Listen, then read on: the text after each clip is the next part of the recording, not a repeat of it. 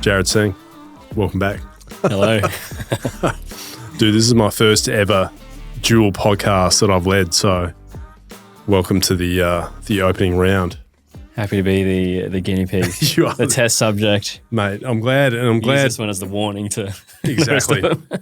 I'm glad someone averaged out our hair problem because I'm looking like a crim and you're looking magnificent. I had to get mine shaved, mate, because I was an extra on a film set, so they took it off straight away. If I rocked up to a film set and they sasaid, you got to shave your head for this part, You'd be out. Or you'd it'd keep be a it, different story. make a toupee out of it.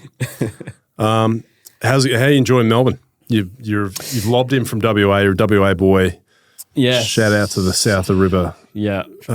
Perth crew. How are you finding it? Good. Yeah, I've been here for a couple of weeks now. I'm just kind of scoping it out. Maybe it's a second base. I'm feeling pretty good about it. Mate, I feel like it'd be a good home for you because you're in Fremantle now, which is good, and we've done heaps of work there as well. But it is WA, and I feel like there's a lot more commercial opportunity here in Melbourne. So There might be. yeah, We'll see. There's definitely more stuff going on. It's just been fun because I've done most of what I want to do in Perth. yeah, I think. Obviously, there's a world out there, but in terms of just like some career goals, I think I've kind of mostly got there. yeah. And then being here and with the mindset of trying to become established in a new city again, it's kind of fun. Like I feel like the past couple of weeks I've just been meeting people that I normally, if I was in Perth, I wouldn't put this effort in. I'm fine. I don't. You'd sit at home. I'd sit at home because it's a bit comfortable. But I've been hustling a little bit, making connections, going to like meetings, just doing what I can. And it feels fresh. It feels like I'm 21 again. Yeah. Without the actual pressure. bit of choose your own adventure. Yeah. But it's a good thing because it kind of changes your normal patterns of thought and behaviour because you got to go and meet new people, you go in new places. Yeah, it's a good thing. That's what it is, yeah. And I probably have, and I'm sure this is the same with a lot of people in any industry, once you've kind of found your spot and you don't really need to hustle anymore. You do lose a little bit. You lose a bit of that drive to, put in the effort. Get a bit comfortable. Yeah. Yeah, I remember lobbing into Philadelphia for an MBA and I'm like, I have no idea what I'm doing. It was new crowd, new people, new city, new culture. It's a good thing. But Melbourne's, there's a lot here, a lot on offer, and you've got access to the whole eastern seaboard, so that's good. But so when you started doing photography, what did you have in mind? Like, what was going to be a success for you as you were doing it? Well, at the very start, it wasn't as if it was a kind of career goal. It was just something fun to do. So I love music. Everything I did, this is around talking like when I was at uni. So everything I did revolved around music. I would be going to shows every weekend, playing in bands. I ended up, this is when I thought I was going to be a journalist. Actually, before that, I thought I was going to be a lawyer. I did 1 year of law school. Nice. Not the most fun thing Bailed. to do. Very good call. Music was like just my fun thing. And then I started, like music journalism. I was interviewing my favorite bands, reviewing concerts. And it just like inevitably got to the point where what else can I do? And I'd always see this same guy at all the concerts I was there to review. I'd be sitting at the back of the room with a little notepad, ready to write my review, and then he would go straight to the front with his camera and just be like right in front of these like massive bands. And I'm like, man, that looks so much cooler and easier and less work. So I just tried it out one day and turned out well. Wasn't that hard. It's really not hard to take good photos. How long ago was that? That was 2009. So you've been like 15 years. Formally a photographer for a decade at least, right? Yeah. Well, pretty soon after that, Yeah. I just kind of went full time. So it would be a good 13, 14 years. Yeah. And you're tight with a few bands. Like you've been back repeatedly to cover the same sort of bands over and over again, haven't you? Yeah. Yeah. So a big part of my work is touring with bands. Mainly, the main ones, Angus and Julia Stone and a guy called Passenger. They're kind of the main ones. We're doing some stuff with like Jimmy Barnes and Cold Chisel lately, which is really fun. Classic pub rock. Yeah, and that can take up a big part of your year if there's a world tour. What's the life like? Because are you on the road with them for a long stretch or just different areas? Like, how does it work? It could be whatever. It could be a long stretch. If you sign on for their whole tour, it'd be European leg, North American leg, and Australia leg. That's kind of the standard. If you're lucky, you throw a South America in there or something like that. Wow. So it's just like, just going around with them. So you were with Passenger from when they were doing tiny gigs up to like major big concerts at this point. Yeah. What was that journey like for them and for you to see it as well? Really cool. So it's really just one guy, Passenger. It's a guy called Mike, and I met him on Murray Street Mall. He was busking. Classic venue. He was just busking and just playing small shows. He's from England, so he used to come to Australia in the summer and just go around city to city, busk on the street. He actually did quite well busking. Yeah, right. That's how we funded recording albums, was just through that. And that's when we met, and I guess we were at a similar stage of our careers. I was doing okay with photos, but pretty green, and he was just, on the cusp of getting some recognition. Yeah. So it was a nice fit, and we really liked each other. So he just said jump on a tour. I went around with him to regional Australia, very low key. Yeah, some tough moments on that tour. Because when you've been putting everything into something, like trying to make a music career, putting your heart and soul into it, and then, 5 people come to the concert and you've traveled hours and hours. This is exactly what happened actually here in Victoria, in Warrnambool, was probably the low point of that tour. We'd driven for hours to play this show. And he's come from England as well. So come from England. How many people?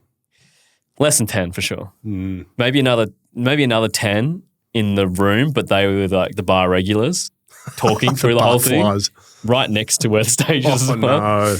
No. So that was a night that we all remember because it was tough on him. How did he take it? It's all right, but it's disappointing for sure because you start questioning. I imagine if I was him, you start questioning how much more of this extreme effort can I put in without the result showing? And for him, it'd been, maybe at least 5 or 6 years of that kind of thing to that point. It's not like that was the very start. He'd been going for a while. And for me as a photographer, something really interesting I learned from that night, I suppose, but I guess I only learned this years later, but was that it's really important to document the whole journey, even when your instinct is not, and you don't feel like it. And I'm sure he doesn't feel like it either. He would have hated that night. I didn't know what to do that night because, my job is to take photos and make him look cool, basically. And then what do I do when there's no one there? And in my head, I'm thinking, maybe we just don't do it. It doesn't exist if I don't take photos of it. No one has to know that we had a really shit night. This never happened. It's it's probably more beneficial if this doesn't exist. Wow. But I did take some photos that night and, whatever. I don't think we even posted them. Yeah. But the fact that I have them, because, if you fast forward, it actually happened quite quickly after that, maybe a few years after that. He had his music started taking off. And then, now looking back, however long it's been since then, maybe 10 years. Wow. I'm so glad that we have the whole journey documented, because, I have photos of him now at Wembley Stadium, 80,000 people. What? Big shows like that. I mean, that was with Ed Sheeran, hence the 80,000. But he can pull a 20,000 in some cities now. And being able to put those photos next to each other is so special. If you just saw the last photo, you'd be like, cool, he's just like a rock star, whatever. Until you see the first photo, you don't realize the journey that it's been. It has been a full-on slog it out for years and years and years, grinding it out. And I think that's why it's so important to, for me as a photographer, to document it, but also as him as an artist or whatever it is, to really remember and note and learn from those really bad times. Don't just wipe it away. No. Use that as your reference point. Gives people hope because and I don't know if this is an Aussie thing as well, but the successes are one thing, but when people see that you were failing a lot early on, they love that. They're like, oh, it's the same as us. He's just a fuck up. And that is true. Yeah, mate, it's true. It's definitely true. Because people, when I did the same thing, I talked about early parts of my career where I made a mess of things, training or military. People will talk to me about those more than any of the successful stuff that happened. I think as people can latch onto it and identify with it. I think so, because people will relate more to the struggle and the hardship, because that's stuff that everyone goes through that part. Not everyone will reach the end success, but everyone will at least go through that part. No, and I think people lose sight of that. You got to enjoy the journey, because you might not always get to that destination you want. And Angus and Julia Stone. So I mentioned this to you a while ago. We used some of their songs on the tracks we had in Afghanistan. Oh, wow. In our troop video, man. I remember this because we would, every tour, the tour would make a troop video. And at the end, it'd be a couple of minutes long and there'd be always cool songs in there. But on our one, we actually had, I think it was Paper Aeroplane, Julius and the Stones, basically. And it was such a great track to have on it. And I always remember them just from that one song. That's funny. I would not have picked that. That would be the soundtrack to your military montage. And that's what made it such a contrast, because you got like this desert war, and then it. Send me one of them. Oh, I'm sure there's some confidential stuff in there. But I'll flick it to Angus. I think most of that video is actually owned by the ABC now. I think I saw it. I saw it. Oh, that's my true video. Like we always said, it would get to the men. But cool. And so Pastures One, who are the other major kind of bands you've seen develop over the years? Oh, I don't know. There's a lot of Australian bands. All the Australian kind of acoustic folk scene, that's what I was really into back in the day. And because like once you meet someone like Passenger or Matt Corby or someone, you're in the circle. Yeah. So like Josh Pike. The trust tree. Like Kate Miller-Heidke. You just start knowing everyone, and it's just been cool to see, everyone go on their own journeys and kind of make it. But like what I have liked about and the music stuff is it probably takes up a lot of time, but it is really a small part of what I do. But the cool thing about the work I do in music is just like eventually all the artists that I listened to back in the day and would like fan over and, probably wait after the concert to get a photo with them. Nearly all of them are just my mates now. It's really funny how fast-tracked it. Yeah, it's just, that's the cool thing, like for me, and I have to kind of keep it in check sometimes because I'm like, I used to listen to you every single day. You would have gotten used to it now. You'd be like, oh. But like everyone back then, like John Butler or I'm just hang out with these people now. That's just a really cool part of it for me. That's cool. And that's why I stick in it, because in grand scheme of things, music is photography or media is on the lower end of what like rates and what you get what you can make from like a corporate. You're not dealing with the corporate. Yeah. And in general, the cooler something is, the less you'll get paid for it.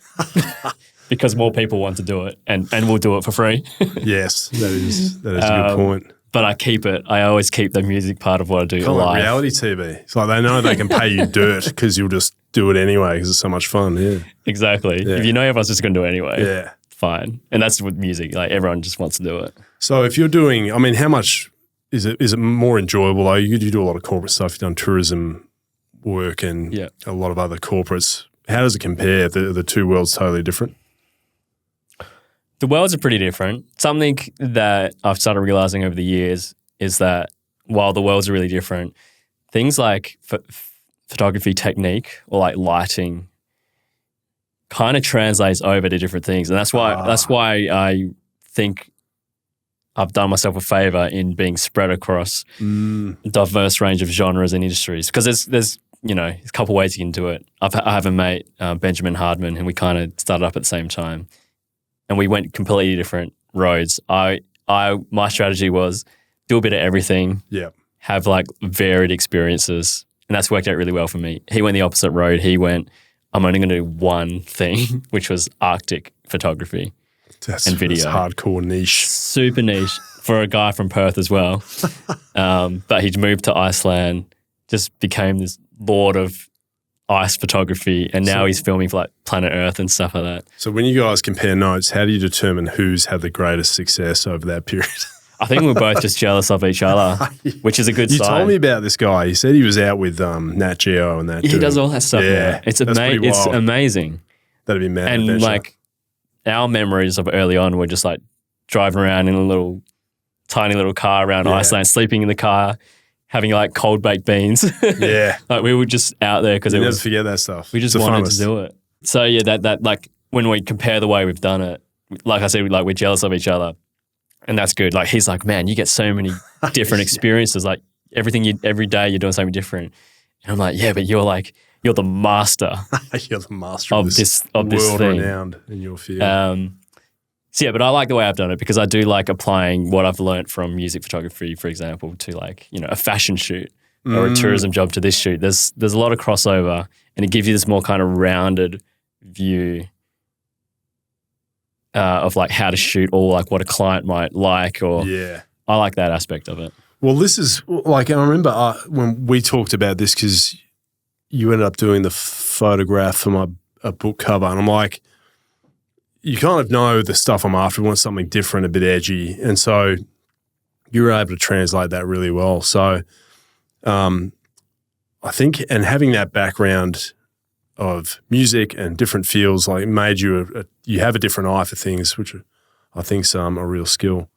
So a lot of people, and I know a lot of mates who've done photography, but can't seem to commercially get above a certain level. So like, what would you say to people who either want to start it or want to be good at it? Like, what do you recommend people do? I think it's you have to kind of self-audit a lot. You have to realize and be self-aware of what your strengths and weaknesses are. I think that's something that a lot of creative people, in a very broad sense, creative people aren't the best business-minded people. Sometimes they are. Otherwise, it wouldn't be creatives, right? Exactly. But they don't. And I guess that's something that's been helpful to me is like going through uni and doing. So I ended up doing Bachelor of Arts and Bachelor of Commerce.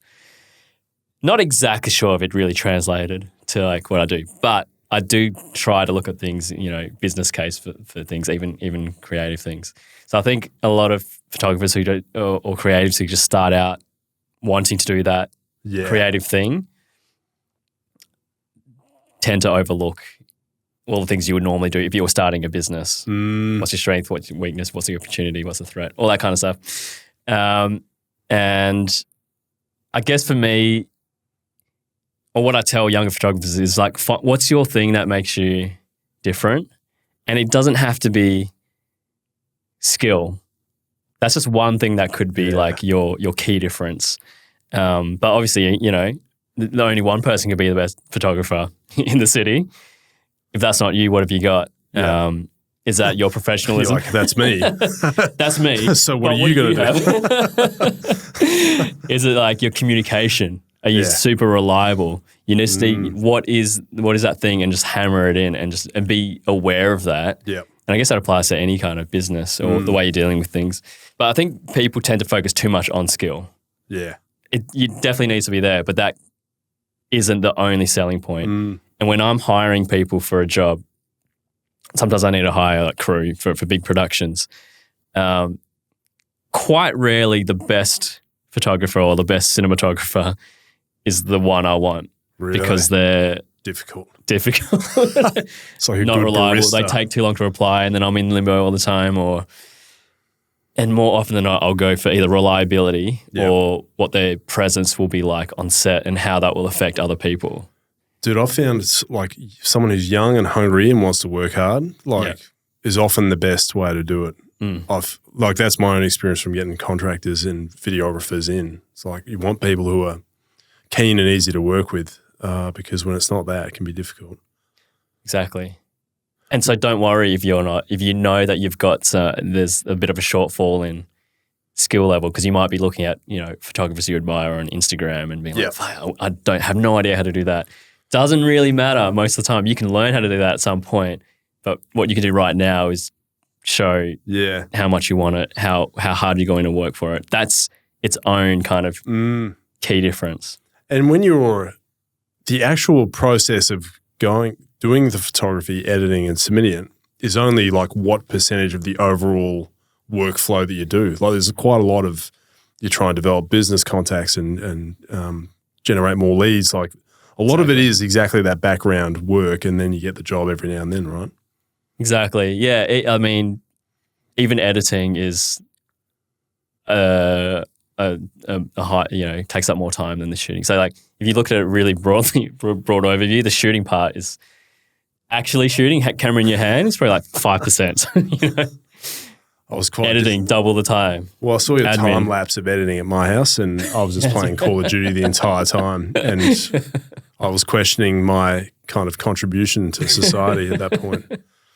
But yeah, that was a good video actually, because you were like, I don't know how long you were sitting there. You must have done 3-4 hours of just. It'd be more than that. Yeah, just long. Just sitting at your table, just churn it out. I don't mind it though. Actually, I've come to like enjoy it. Like to me, that's kind of downtime editing. I'll just put Call of Duty in the background, put a show on, and just tap away. No one's bothering me. Don't have to deal with anyone. It's kind of like my quiet time. Yeah. And you get to play with a lot of good tech as well. That's something I love about that field, is it's constantly evolving really good tech. It's expensive. Yeah. Oh, dude, I bet. Just bought a $9,000 camera the other day. It's that's the thing. When people look at rates for like photographers, I understand that it does look high. It's but when you think cost of entry. I've got to pay for these cameras every couple of years. And you got to haul that shit everywhere, and and I'm constantly asking about what new Apple stuff you're going to buy, which is kind of my favorite stuff too. How much of your own training are you self-taught, or have you done formal courses in it? Self-taught, yeah. Really? Pretty much, everything. Yeah, can't think of one thing I've done to learn. I mean, I guess there's been maybe some YouTubes and Skillshares that I've watched for a couple things, but self-taught, it's pretty. I guess you probably do need some base instinct when it comes to like framing or instinct of like anticipating a shot, but most of it you can just learn yourself. Yeah. Because there's some principles, right, like the rule of thirds and symmetry and framing and juxtaposition. But they're all common sense, are they, or not? Is some not intuitive? I think it's intuitive, but I have come to learn that it's not intuitive for everyone. Not for everyone. Sometimes I've run a workshop and I'll be like, even if you're just going for a very simple thing like of symmetry, I would think that that's common sense. But then someone will show me something and the subject is like just slightly off center, but obviously. Do you tear their work up? What is this? I was like, shit. But it is good for me as well to like when someone does that, because then I have to explain to them and break it down, and then I'm like, I actually haven't thought about that. Yeah, to me, that's just automatic. But I'm like, but I guess the way to teach people, I like to just say like, why did you choose that? Yeah. And often they'll be like, I didn't even think about it. I didn't choose it. And I'm like, that's what you got to do. You got to think about, be deliberate. Think about, don't just. That's what will separate you from just someone. I mean, because phones are as good as cameras now. They're pretty crazy now. Or like amazing cameras are so cheap. So you actually have to know what you're doing. If you want to try and make it, what puts you above someone with the same camera that's just clicking randomly? Because that's kind of like what you're doing. So and it doesn't matter how good your gear is if you're not using it properly. If you're not using it properly. And especially now, because everyone can get. Like when I started, it was a bit of an investment to get a good DSLR. Like just making that step did, get you in a good zone. Now you're still on zero if you have a good camera, because everyone has one. So you have to really work it up. It's funny what you say about the training part though, because I watched. Have you ever used Masterclass, the online course app? I've seen the ads for it. So there's one with James Cameron. He's a film director. Obviously made some crazy good films like Terminator 2 and Titanic and Avatar and all that. And he started out as a special effects guy. Didn't have director training. He's like, if you want to be a director or an artist, like start making movies. That's how you train yourself. And I'm like, yeah, I try and get formal training, probably too much, but really just got to pick the gear up and go to work. I think that's what it is. I think training is a good way to phrase it. And I think creative people overlook that part of it. Yeah. Because you don't, for most people, I guess if there's an art form you're interested in, it is because you love it. It's because you just want to explore and have a play and paint something, or you don't really think of it as something you will have to work at and get a little uncomfortable with. Yeah. To progress. You don't. It's different than say if you're like an athlete. Maybe you know that the training is part of it. You just know that's part of it, and it's probably part of the like that you enjoy sometimes. But with creative people with art form, the connection is not as obviously there. But that's something that's something really great that I realized on one of these trips I did, which was actually to I think it's the largest cave in the world. It's in Vietnam. Good photo. We'll show that. Yeah, I had to trek for, I think it was 5 days underground. Yeah. For that. In Thailand? Don't know if I want to go on a cave system in Thailand now after those. Oh, true. Yeah, it's one of those. But at least this one was big. The whole point of it was big, so no crawling through little things. Cool. Hardcore. And I remember the training part of it. So it was pretty exclusive to get in, limited spots, very, very limited. So you had to like apply for it. Part of the application was how many times you had to fill in this form, how many times do you go to the gym, how often do you like exercise, go for runs.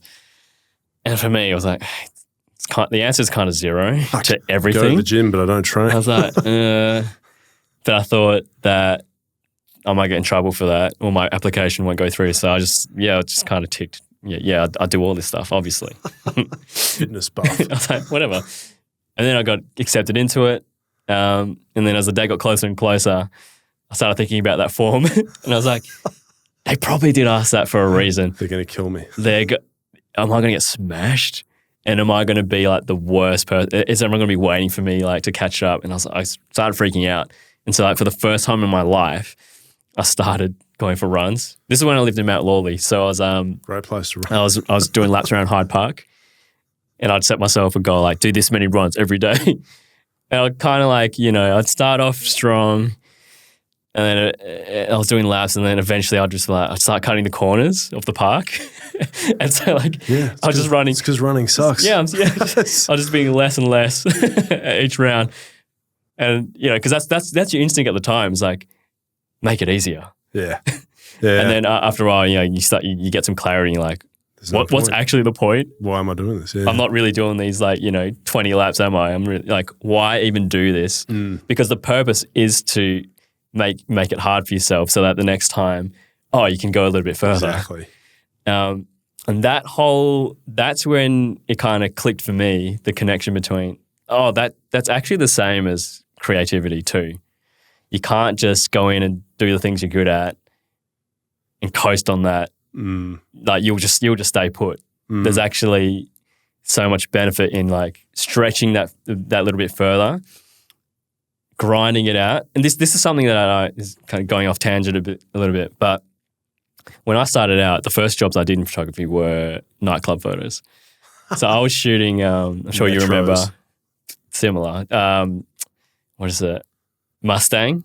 Oh yeah, and the Dean. Oh yeah, quality. They were my nights every Thursday night and Saturdays. Of the biggest dive bar you can find, sticky floors. I would have to grind it out, and it was pretty shit. But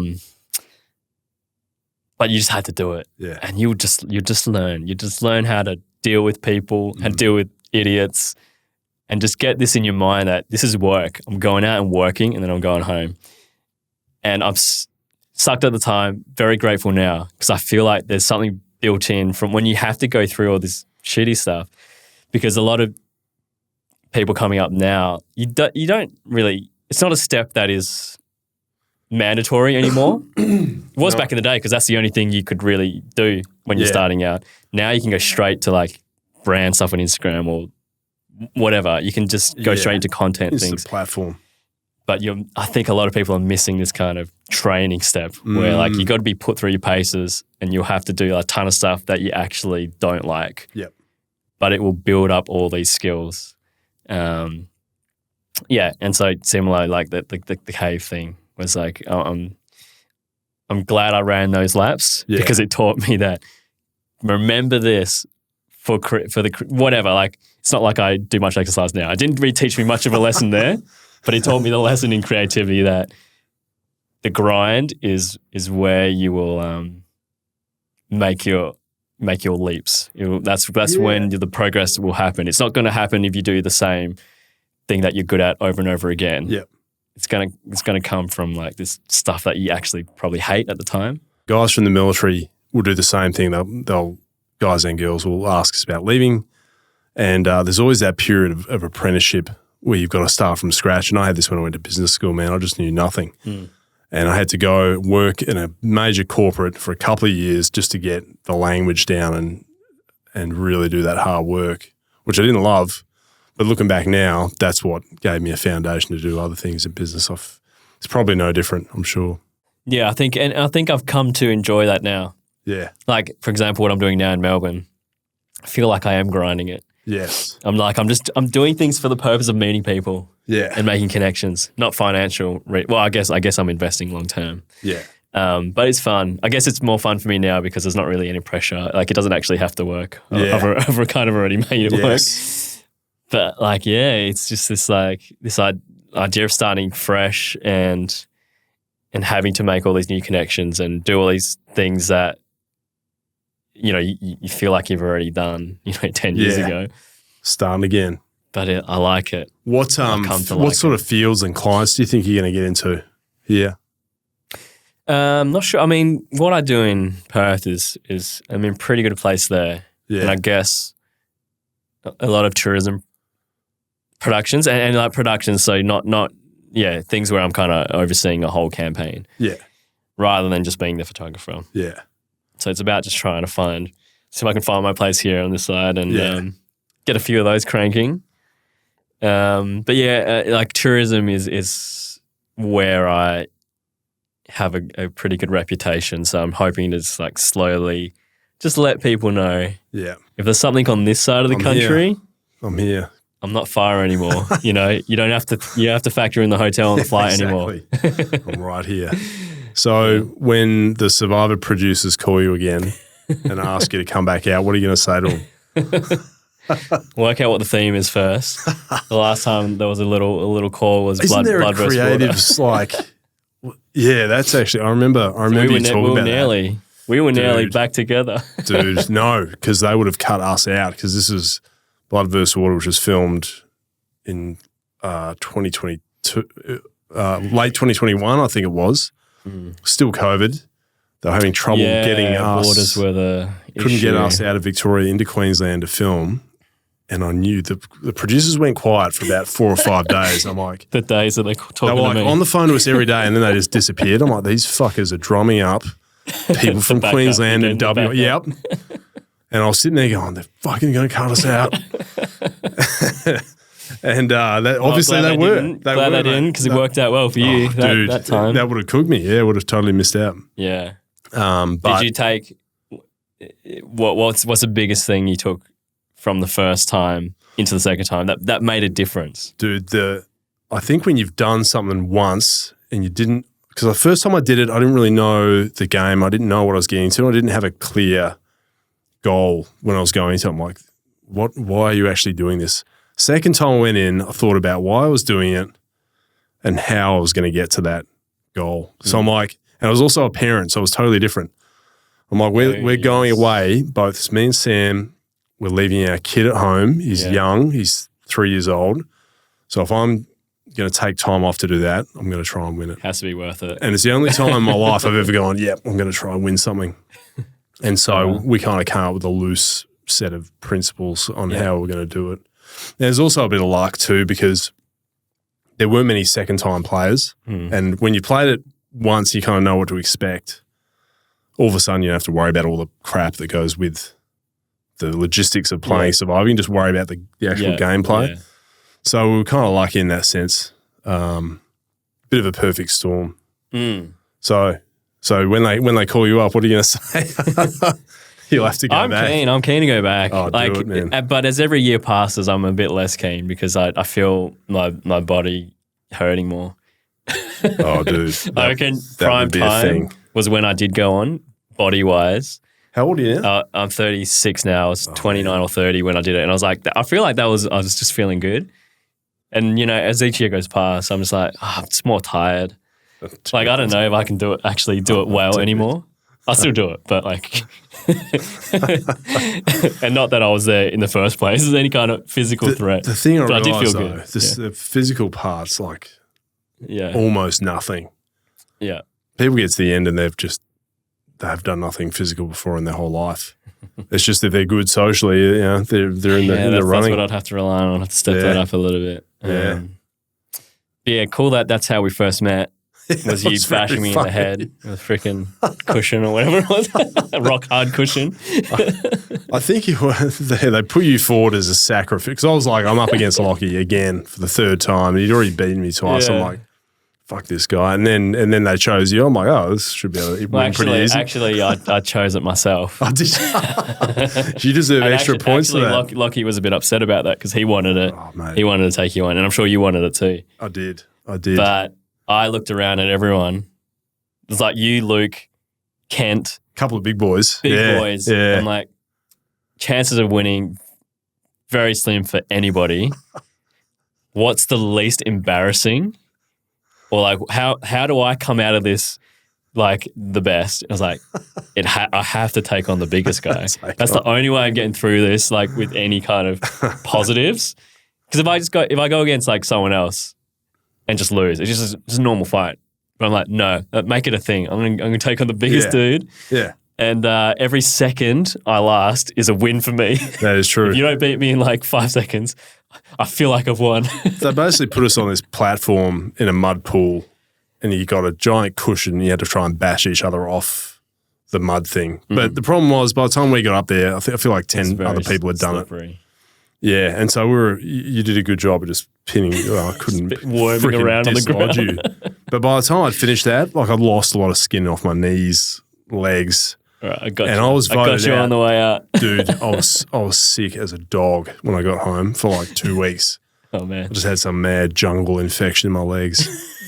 But so I did some damage. You did. It knocked me out. I do have like little scars from like, I don't know if it's exactly from that day, but I think they are. Like I've got scrapes that just never healed properly. Dude, some of the American players reckon, the ones that go back repeatedly reckon it's ruined their body long term, like the gut issues and I reckon it did too.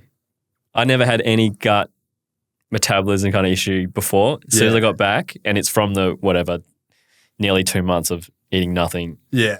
And then when you get voted out, they give you pizza and burgers and you gorge yourself. I was like bloated for months and months and months after, and I reckon it just permanently like. Well, second time I played Survivor, I lost. I think it was 16 or 17 kilos. 17 kilos. Dude, it took me a year to recover from that. Like I kind of put the weight back on, but then when I was training for some other thing, and I just remember having low energy for ages.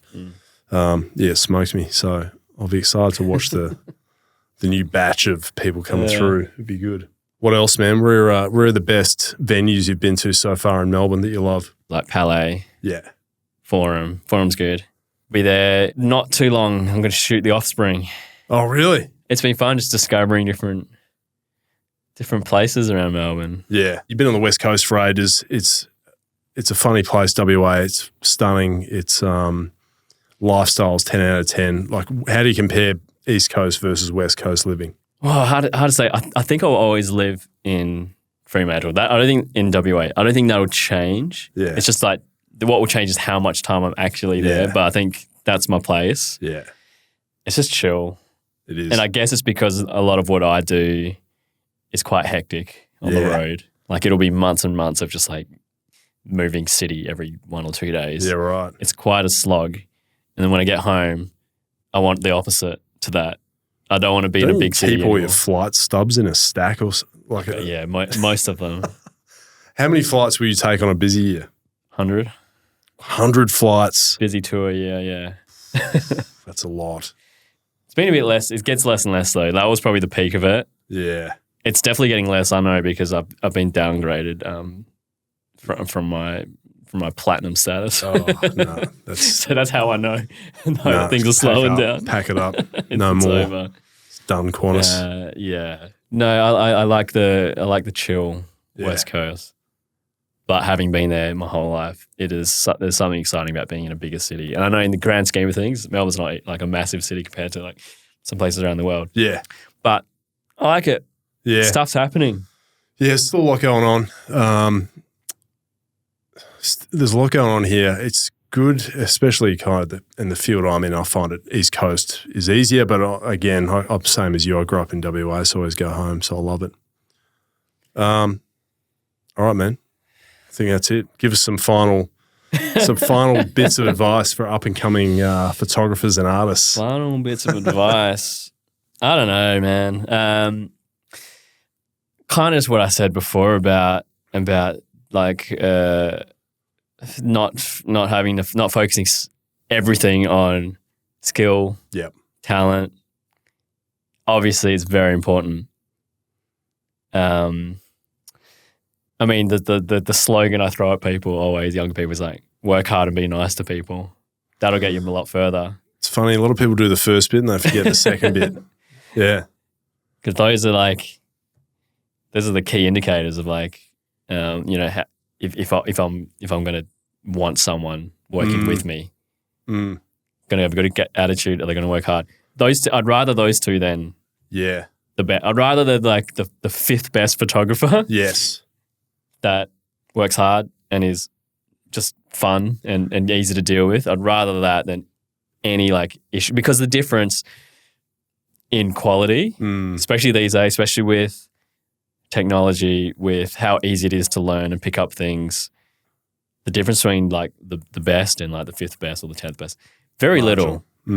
Maybe I would notice the everyday person or the client, for example, is not going to pick up on this tiny difference between skill of the person I've hired. They will pick up on whether that person was rude or really. or word gets around too. People talk. I found this out in the speaking industry as well. Like, because it's similar. You arrive for a job, but a lot of it is in the lead up, getting briefed and engaging with them and being on the site and talking. Like I feel like a lot of the work is done either side of the actual job with your interactions with the actual client. And if you're not kind of good to people, word gets around pretty quick. Yeah. Yeah. Which is what I've heard about you. Just that's how you've heard about me, yeah. You're a bit of a prima donna. Yeah, that's what I'll leave it with. And just kind of what we were talking about before, like, about people relating to the harder moments or the vulnerable moments. Yeah. That's something I'm starting to learn more as well. Yeah. Especially with the series that I'm working on now, which is all about, it's called The Story of Scars, and it's photographing people who have some sort of scar and some sort of story or message, or, can tell people what happened and what it taught them. And that's been something different for me, but it's been the most meaningful thing I've worked on. And you do start realizing, actually, which probably goes against your instinct, but the more vulnerable you can be, the more people will relate. And you might think it's the opposite. You might be thinking, oh, I'm just putting myself out there. Who wants to listen to my story? Yeah. In your own mind, you think it's the part that people haven't signed up to hear. But this project and just general experiences, that has taught me it's the opposite. Well, as soon as I heard you talk about it, I was like, this will be a good one, because you're dealing with someone's personal tragedy or something really bad's happened to them.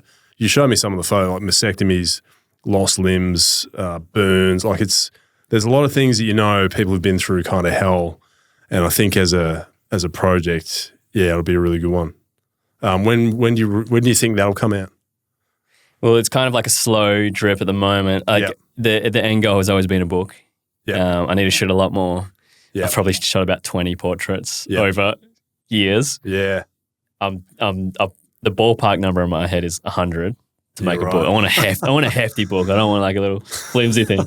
So I got to get cracking. But the next one I'm releasing was with Jimmy Barnes. So hopefully people love that one. And it's just about getting the word out too, because I'm always looking for people, and people might not realize that they've got a cool message or a cool story, or that they know someone that does. It's not something you immediately think about, because I guess it is scars or any kind of like personal health things. They're often things you instinctively don't talk about. You're like, no, that's my personal business. No one wants to know about that. But as I said, like the more you're opening up, I've gotten a lot of messages from people through this separate Instagram account I make for the project, and a lot of messages come through saying that person's story is exactly my story. Wow. And I didn't realize that. Wow. It's just me going through this. Like there's like the words that this person said and opened up with, that's me, and I feel connected, and thank you for sharing that story. And I got many of those messages. It'd be a confronting thing to do as a photographer as well, because it is. You're not taking a photo of someone on a fashion shoot. This is quite a vulnerable experience for someone, right? Exactly. Yeah. Often it's the first time that they've like kind of let someone A, know about the story, or B, see the scar. Yep. And that's been good for me too. Yeah. It's a different experience. Most of my work is, promoting something, making someone look really cool. Yeah. Like it's like marketing mostly. This is like really different. This is more curate, like letting someone express their story, but also in my mind, I'm having to like work out how do I best present this story to, and how do I show this person's message through photos and video. Yeah. And as well, it is like a more sensitive and just harder in some ways to shoot, because I have to be really careful about what I'm shooting, how I'm shooting. Yeah. Making sure the person's comfortable enough to they're taking a big step to even just be in front of the camera. Yeah. And even technically, it's really different for me too, because I'm 90% of what I do, you're focusing on the face, like the expression. That's where the eyes, that's where things are happening. And I have a certain technique. I like shooting really shallow. So like sometimes the eye is the only thing in the focus. Can't do that if the person has a scar on their leg. How do I keep it interesting? Yep. So in that way, it's been really fun, just in a technical way too. Just I have to constantly do things different. Like we're saying, being uncomfortable, doing things you're not used to. This is like kind of part of it. Yeah. And it all feeds into it. I learn to shoot a different way. Maybe I apply that to something else on a different project. Yeah. So it's just constantly just like forcing yourself to readjust and recalibrate until you know everything. I'll have to get some of my mates that have been, hook me up. Blown up or shot. We'll have to get them in there. Yeah. They probably take photos themselves too much anyway. So. Yeah. Send them my way. I will. Where can people find... I'm noticing you've got like a little scar here now that I'm looking at you. I haven't always noticed it, but in certain light, in this lighting right now, I can see it. I was traumatized. What was it? Do you know? Surely it's funny, man, because when I got to business school, it just happened to me, and then people wouldn't ask me about it because I thought I'd been hit by some like frag in the war or something, and I should have just run with it. But no, I just got a head collision in rugby and just opened my cheek up. So, all right, but I'll be in we'll cut this out, and then later when you tell the story, it was I'll take my shirt off and be vulnerable and talk about my trauma from that head clash. So where can people find that particular page? That page, it's called The Story of Scars on Instagram. Yep. Or it's just under my stuff. Jarrad, and where can people find you? Jarrad, at Jarrad Seng? At Jarrad Seng, JARRAD. Awesome. SENG. All the best photography, at least from WA. But, mate, great to have you. Good to see you dominating. And thanks, I'll get you back for some another update next year. Sounds good. Awesome.